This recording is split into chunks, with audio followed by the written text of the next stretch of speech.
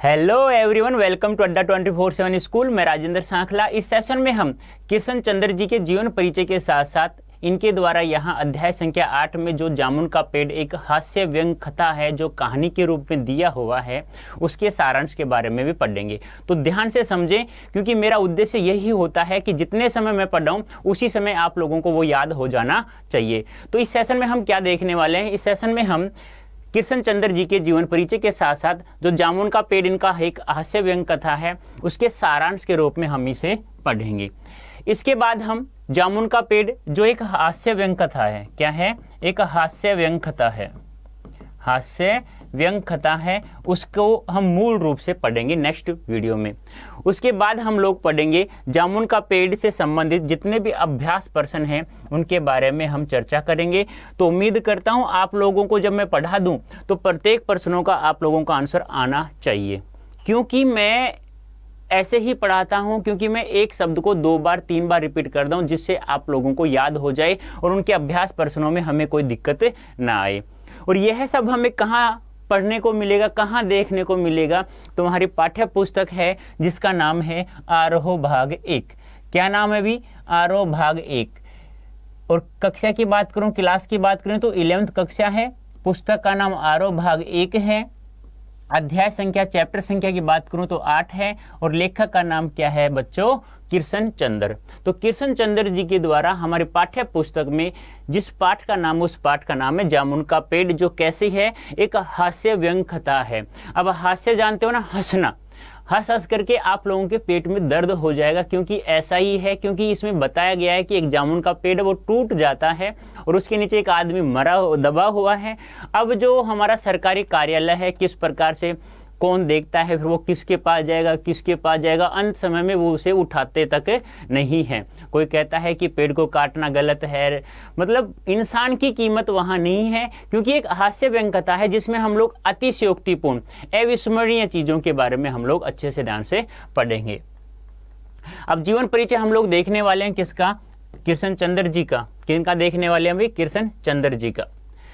यदि मैं जीवन परिचय के बारे में बात करूं, और जीवन परिचय हम लोग किशन चंद्र जी का, यदि मैं इनके जीवन परिचय के बारे में बात करूं तो मैं बताऊं आप लोगों को इनका जन्म कब होता है। तो इनका जन्म होता है 1914 ईस्वी में होता है और 77 में इनकी मृत्यु हो जाती है। और कहाँ होता है इनका जन्म? इनका जन्म होता है पंजाब में। कहाँ होता है? पंजाब में। ठीक है, तो ध्यान से समझे। किशन चंद्र जी का जन्म, किनका? किशन चंद्र जी का जन्म 1914 ईस्वी में पंजाब के वजीराबाद गांव, जिला गुंजरा कला। जिले का नाम है गुंजरा कला और गांव का नाम है वजीराबाद और राज्य का नाम है पंजाब। तो याद हो गया, पंजाब के वजीराबाद गांव, जिला गुंजरा कला। और मृत्यु की बात करें तो मृत्यु होती इनकी 1977 ईस्वी में। तो इस स्लाइड में जो दिया हुआ है एक बार मैं बता देता हूं, क्योंकि मैं कहता हूं ना आप लोगों को क्या, कि आप लोगों को याद करवाना है मुझे। आपको याद कैसे होता है वो चीज़ मैं सिखा रहा हूं। हमने एक बार पढ़ लिया ना इनको, अब एक बार पढ़ने के बाद में यदि हमें याद हो गया तो हम इसे बिना देखे लिख सकते हैं। और यदि गलती से मान लो भूल जाओ, जैसे कि मान लो मैं जन्म भूल गया, अरे कब हुआ था, 14 में या 16 में, तो आप इसे वापस बैक करके आप लोग देख सकते हैं। यानी कि उसको पोस्ट किया हुआ है, आगे चले गए हैं तो आप उसे वापस करके देख सकते हैं, फिर वो उसे आप कभी भी नहीं भूल सकते। तो ऐसा नहीं है कि मैंने याद कर लिया फिर भूल जाए। किसका नहीं है ये समस्या? बहुत सारे बच्चों की यही समस्या होती है, बस आप लोगों का तरीका गलत होता है थोड़ा पढ़ना। तो आप लिख लिख के याद करें। कैसे याद करेंगे? इस प्रकार से। किशन चंद्र जी का जन्म 1914 ईस्वी में होता है और 1977 ईस्वी में इनकी मृत्यु हो जाती है। अब जन्म होता कहाँ है? जन्म होता है इनका वजीराबाद गांव में। कहाँ होता है? वजीराबाद गांव में। जिले का नाम बात करें तो बताइए, जिले का नाम क्या था? नहीं आता तो वापस देख लो ऐसे। अब ये नाम आप लोग कभी नहीं भूलेंगे। तो जिले का नाम क्या है? गुंजरा कला। याद नहीं होता तो एक जाति है गुजर, उसके याद रखना, यानी गुजर की कला, ऐसे याद रख लो, गुजर की कला। ये याद करने का तरीका बता रहा हूं हमेशा के लिए, कभी भूलोगे नहीं आप लोग। चाहे आप लोगों का एग्जाम 5 महीने बाद हो, चाहे 1 साल बाद हो, कभी भी हो, आप लोग इस चीज को नहीं भूलेंगे। अब इस प्रकार से गुजरा कला, जिले का नाम थोड़ा अजीब सा है ना, तो आप लोगों को याद हो जाएगा गुजर की कला के नाम से। यदि हम राज्य की बात करें तो राज्य कौन सा है? पंजाब। तो पंजाब के वजीराबाद गांव, जिला गोंजरा कला में इनका जन्म होता है और 1977 में मृत्यु हो जाती है। अंतिम समय में ये मुंबई में रहते हैं क्योंकि इनका जुड़ाव फिल्मी जगत से हो जाता है। तो फिल्मी जगत से जब इनका जुड़ाव हो जाता है तो अंतिम समय में कहाँ रहते हैं? मुंबई में। तो मुंबई में इनका क्या हो जाता है? निधन हो जाता है, अर्थात इनकी मृत्यु हो जाती है।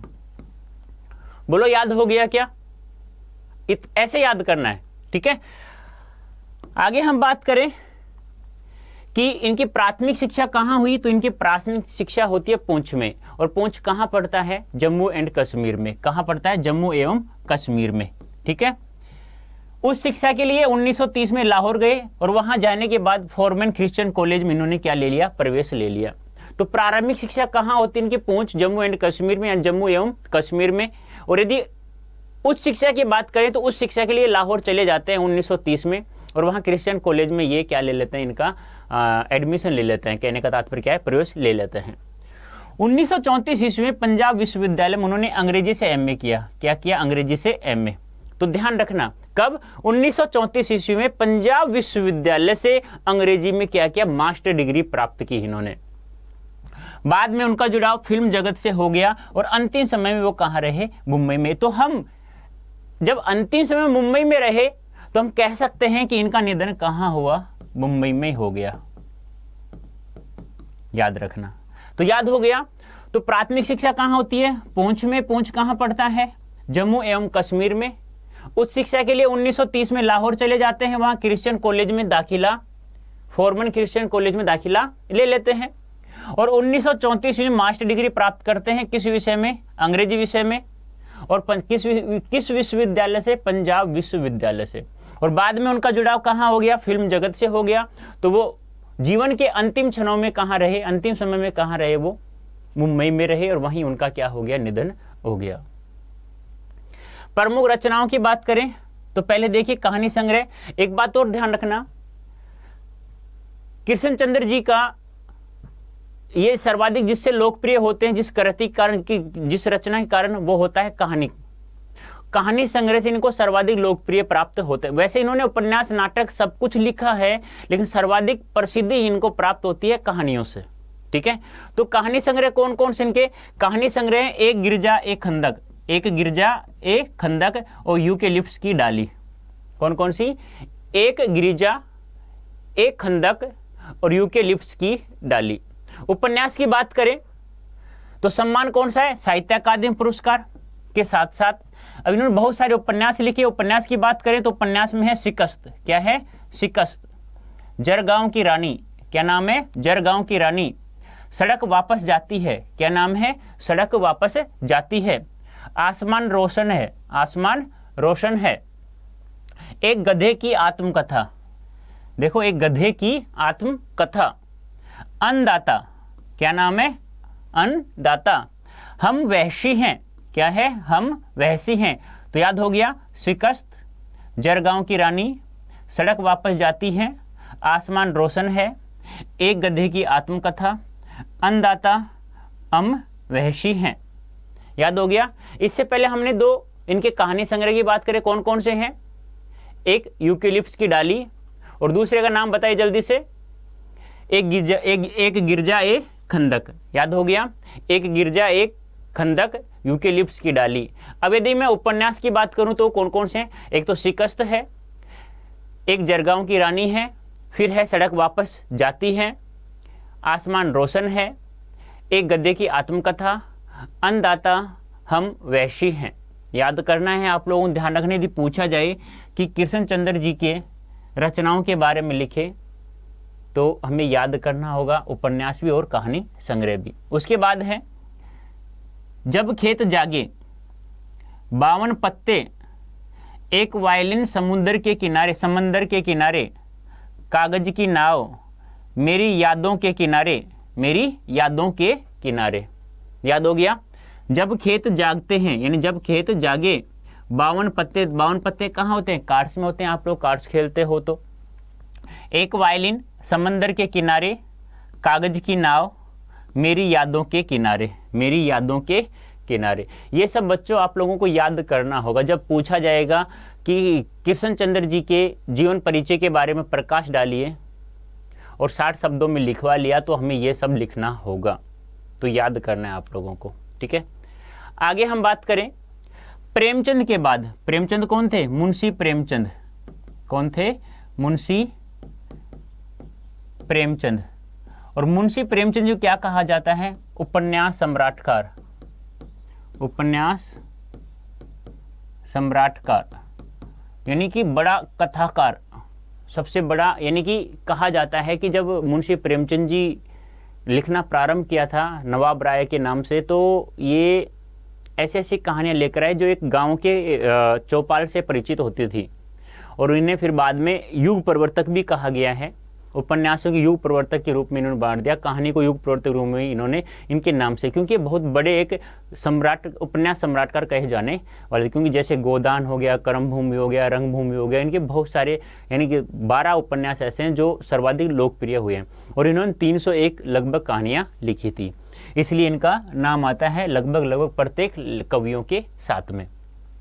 प्रेमचंद के बाद जिन कहानीकारों ने कहानी विधा को नई ऊंचाइयों तक पहुंचाया, उसमें उर्दू कथाकार कृष्ण चंद्र का नाम महत्वपूर्ण है। ये ध्यान रखना, उर्दू कथाकार। आपसे पूछा जाए कि कृष्ण चंद्र जी किस भाषा के कथाकार माने जाते हैं, तो उर्दू कथाकार यानी उर्दू भाषा के कथाकार माने जाते हैं। तो ध्यान से समझना, प्रेमचंद के बाद जिन कहानीकारों ने कहानी विधा को नई ऊंचाइयों तक पहुंचाया, उनमें उर्दू कथाकार कृष्ण चंद्र का नाम महत्वपूर्ण है। प्रगतिशील लेखक संघ से उनका गहरा संबंध था, जिसका असर उनकी रचनाओं में स्पष्ट रूप से झलकता है। यानी प्रगतिशील लेखक संघ, यानी कि हम बात करें प्रगतिशील क्या होता है। देखो, हिंदी साहित्य का जो 950 वर्ष थे, उनको 4 कालखंडों में बांटा गया था। जैसे मैं बात करूं आदिकाल, भक्तिकाल, रीतिकाल और आधुनिक काल। और एक लेखक के नाम है, आलोचक के नाम है, जिनका नाम है डॉक्टर नगेंद्र। और डॉक्टर नगेंद्र जी ने आधुनिक काल को बहुत सारे भागों में बांट दिया गया। जैसे मैं बात करूं भारतेंदु युग, द्विवेदी युग, छायावाद युग, फिर आता है प्रगतिवाद युग। तो वही है ये चीज़, प्रगतिशील लेखक। फिर उसके बाद आता है प्रयोगवाद, फिर नई कविता या नवलेखन के नाम से। इस प्रकार से हिंदी साहित्य के इतिहास को बांटा गया है। तो इनका जो संबंध था, गहरा संबंध था, किससे था? प्रगतिशील लेखक संघ से था। कहाँ से था? प्रगतिशील लेखक संघ से था, जिसका असर उनकी रचनाओं में स्पष्ट रूप से झलकता है। समझ में आ गया? कहने का तात्पर्य क्या है? कहने का तात्पर्य यह है बच्चों कि जिस युग से इनका गहरा संबंध था, उस युग का नाम बताइए, तो उस युग का नाम है प्रगतिशील लेखक संघ। या ये पूछा जा सकता है कि हिंदी साहित्य इतिहास में किस समय के लेखकों में सर्वाधिक लोकप्रिय हुए।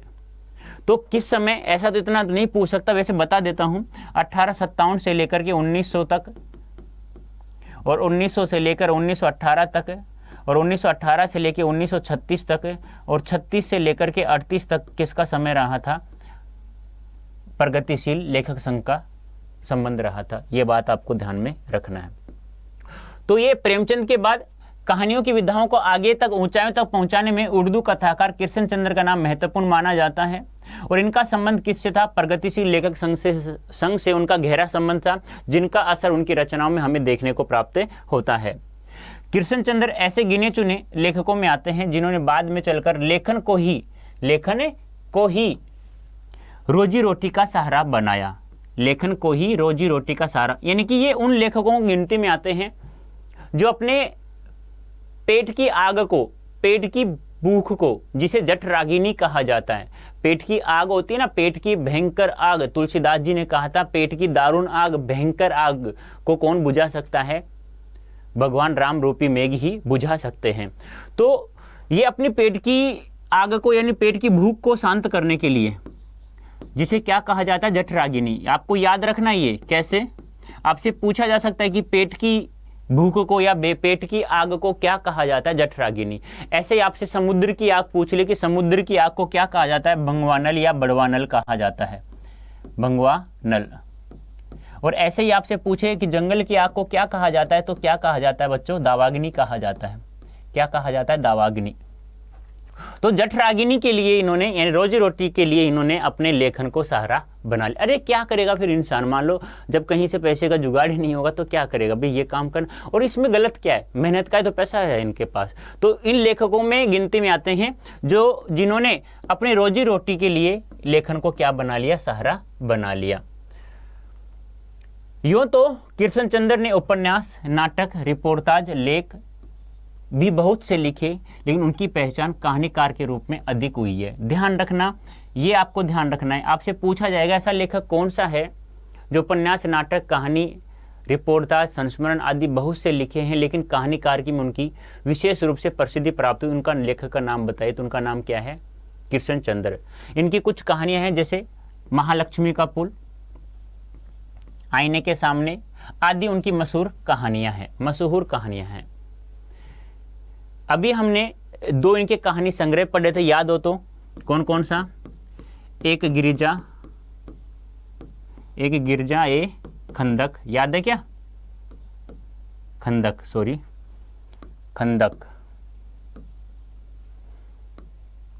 और दूसरा कौन सा था? यूकेलिप्स की डाली। ये तो है कहानी संग्रह। अब कहानी संग्रह मतलब कहानियां बहुत सारी इनके अंदर, तो उसमें कुछ कहानियां जैसे महालक्ष्मी का पुल और आईने के सामने इनकी मशहूर कहानियां हैं, जिससे इनके सर्वाधिक प्रसिद्धि प्राप्त हुई है। सर्वाधिक यानी संसार में सबसे अधिक ये लोकप्रियता प्राप्त करते हैं या लोकप्रिय होते हैं, लोगों में प्रसिद्ध हुए हैं। यानी कि कहानीकारों में ये प्रसिद्धि हुई इनकी, या कहानीकारों में इनको लेखक जाने लग गए। तो वह कौन कौन सी कहानियां हैं? महालक्ष्मी का पुल और आईने के सामने। ध्यान रखना, बहुत महत्वपूर्ण प्रश्न बन सकता है यहाँ से।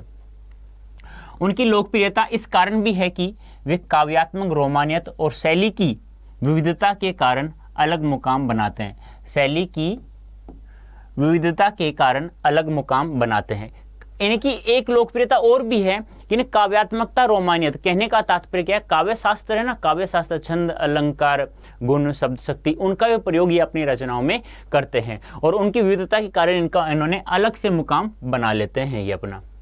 कृष्णचंद्र उर्दू कथा साहित्य में अनूठी रचनाशीलता के लिए बहुचर्चित है। यानी कि उर्दू कथा साहित्य में अनूठी रचनाशीलता, अनूठी यानी कि अलग थोड़ा सा करना।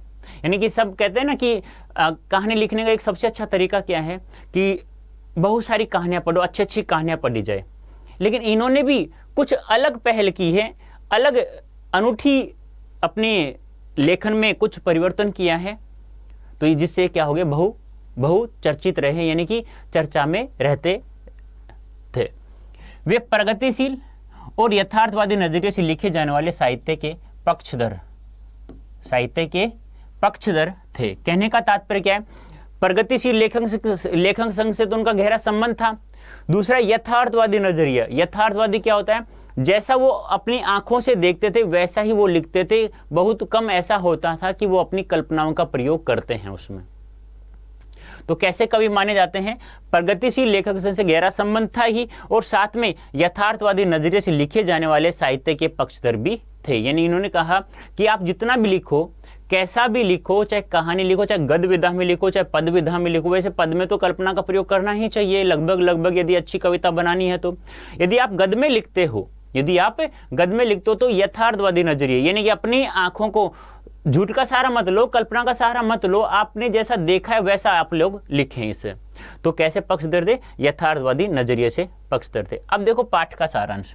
अब पाठ का सारांश पढ़ाने से पहले मैं एक बार कृष्ण चंद्र जी के बारे में जो भी मैंने बताया एक बार मैं रिपीट कर देता हूं, जिससे आप लोगों को याद हो जाए। पाठ का सारांश थोड़ा बाद में देख लेंगे।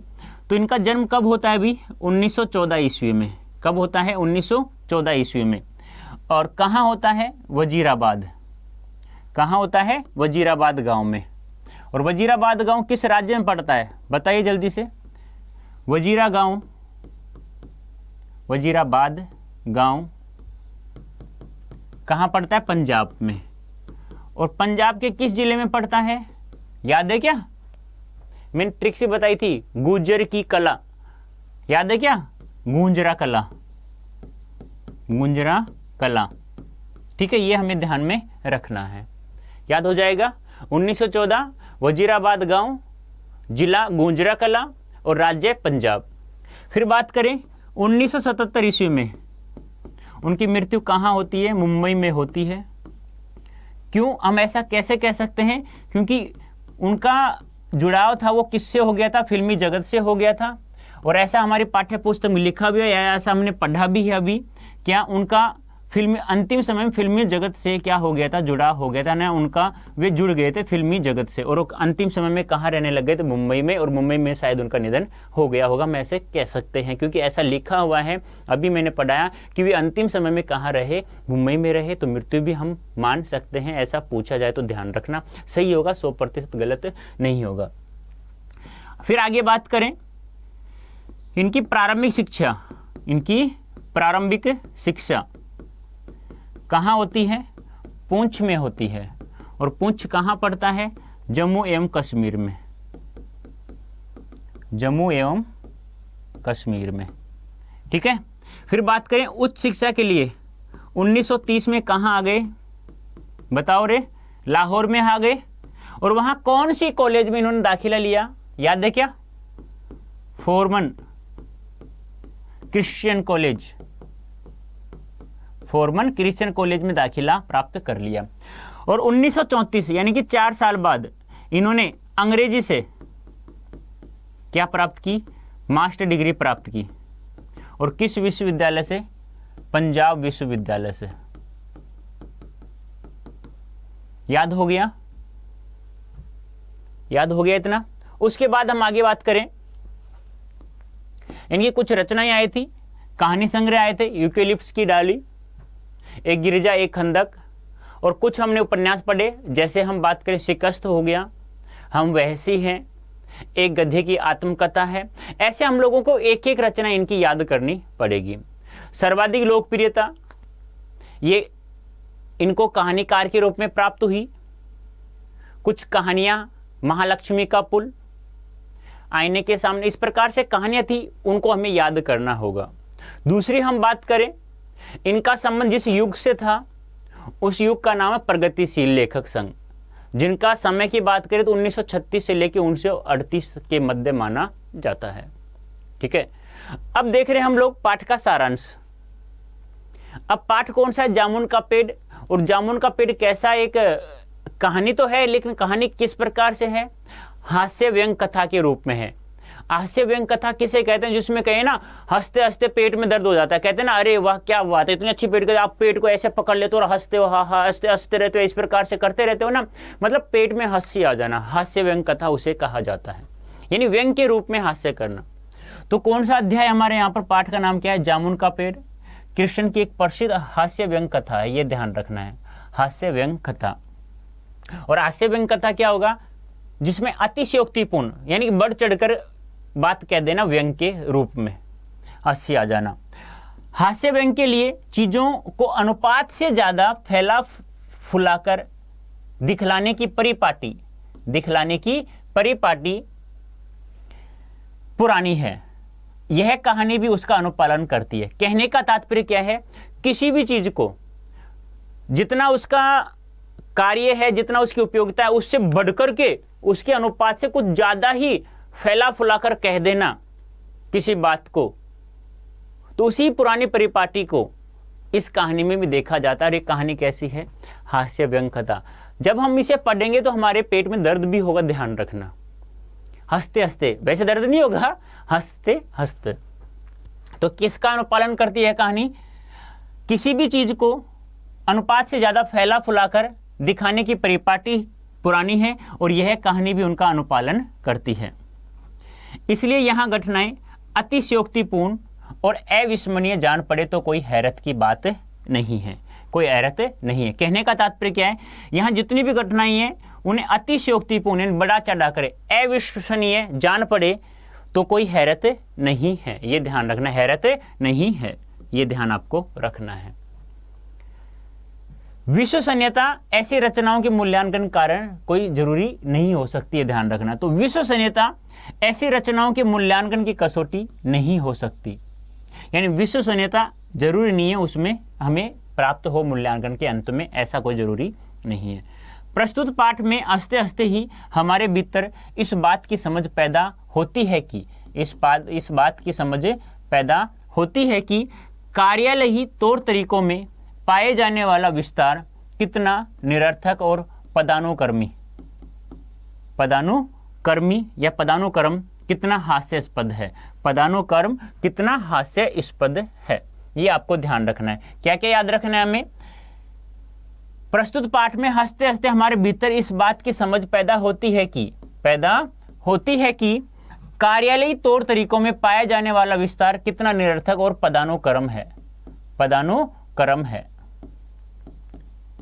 पदानुक्रम कितना हास्यास्पद है। कहने का तात्पर्य क्या है, जब मैं थोड़ा सा बता देता हूं। एक जामुन का पेड़ टूट जाता है सेक्रेटरी के ऑफिस के सामने लोन के अंतर्गत, तो उसके नीचे एक आदमी दब जाता है, और जब उसे आकर के माली देखता है, यानी चपरासी कोई भी देखता है, तो वो माली के पास भागता है, फिर वो और किसी के पास जाएगा, फिर वो और किसी के पास, ऐसे मतलब जाते जाते 3 दिन तक तो एक सरकारी कार्यालय से चिट्ठी आते ही पहुंच जाता है। फिर कहता है ये तो नहीं, ये तो विदेश की बात है। मतलब इसमें बहुत ही इतना हंसने की बात है, आप सोचोगे कि इन्होंने लिखते समय भी हंसा तो जरूर होगा और उनके पेट में दर्द तो हुआ होगा, वैसे वो भी जब जितना पेट में दर्द उनके हुआ है उतना ही वो पाठक को करना चाहते हैं, आप लोगों के करना चाहते हैं। तो देखते हैं हम कैसा क्या है। बात यहीं तक नहीं रहती, इस व्यवस्था के संवेदन सुनने एवं अमानवीय होने का पक्ष भी हमारे सामने आता है। यानी कि जो यह सरकारी कार्यालय है, यह सरकारी जो तौर तरीका है, प्रत्येक कार्यालय में पहले भी ऐसा होता था और आज भी ऐसा ही होता है। तो उसकी व्यवस्था कैसी है? संवेदन सुनने, किसी के प्रति सहायता करने के लिए नहीं है। यहाँ तो क्या होता है कि हम लोग गांव में जो होते हैं, या आप लोग जो भी होते हैं गांव में, यथाशक्ति किसी की रक्षा करने के लिए आप तत्पर खड़े हो जाते हो। लेकिन ये सरकारी कार्यालय क्या है, कहते हैं ना कि सरकारी कार्यालय में जो भी काम होता है वो लिखित रूप से होता है। तो लिखित रूप लाने में 3 दिन 4 दिन होता है। 3 दिन तक तो वो आदमी उसी जामुन के पेड़ का जो मूल होता है उसके नीचे दबा हुआ रहता है। जो पेड़ी होती है ना, पेड़ गिर जाता है तो इस प्रकार तो उसी के नीचे दबा हुआ रहता है। तो उस व्यवस्था में संवेदन सुनने और अमानवीय होने का पक्ष भी हमारे सामने इसमें आता है। किसके बारे में? सरकारी कार्यालय के अंतर्गत। अब देखो शब्द छवि क्या होता है? शब्दार्थ। यानी कि जब हम जामुन का पेड़ पढ़ेंगे तो उसमें बहुत सारे ऐसे शब्द हैं जो हमें उसका अर्थ जानने की उत्सुकता होगी, तो उन शब्दों को हम लोग देख लेते हैं। झंकड़ क्या होता है? आंधी तूफान होता है ना, उसे झंकड़ कहा जाता है, आंधी तूफान।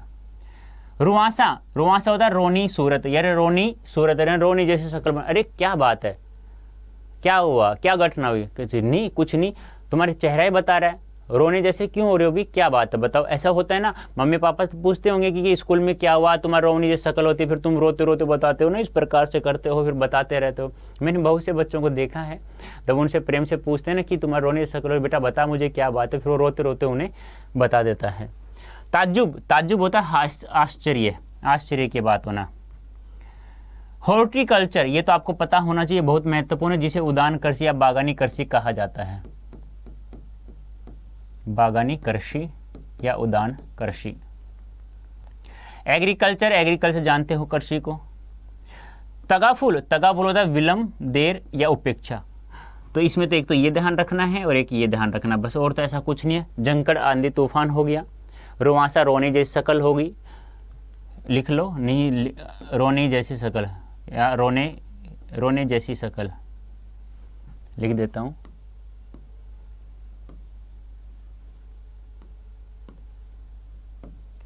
रोने के जैसी शक्ल, बस ठीक है। ताज्जुब, आश्चर्य, हॉर्टिकल्चर, बागानी कृषि या उद्यान कृषि, एग्रीकल्चर कृषि, तगाफुल, विलंब, देर या उपेक्षा। आया समझ में? ऐसे आप लोगों को पढ़ना है। देखो मैंने एक शब्द को 2 या 3 बार रिपीट किया है, वो इसलिए कि आप लोगों को याद हो जाए। अब आप लोग जैसे ही इसे देख लो तो देखने के बाद फिर लिखना, जितना लिखा जाए, जितना याद हो उतना लिख देना। अब तुम्हारा क्या क्या छूट गया फिर मिलान करो एक बार वापस। दोबारा फिर आप लिखोगे ना तो 100% याद हो जाएगा। और मुझे यही चाहिए, मेरा उद्देश्य तभी कंप्लीट होगा जब तुम्हें 100% याद होगा और तुम एग्जाम में 100% नंबर प्राप्त करोगे। ठीक है, तो उम्मीद करता हूं आप लोगों को बहुत अच्छे से समझ में आ गया होगा। इस सेशन में बनने के लिए आप सभी का बहुत बहुत धन्यवाद। Thank you so much.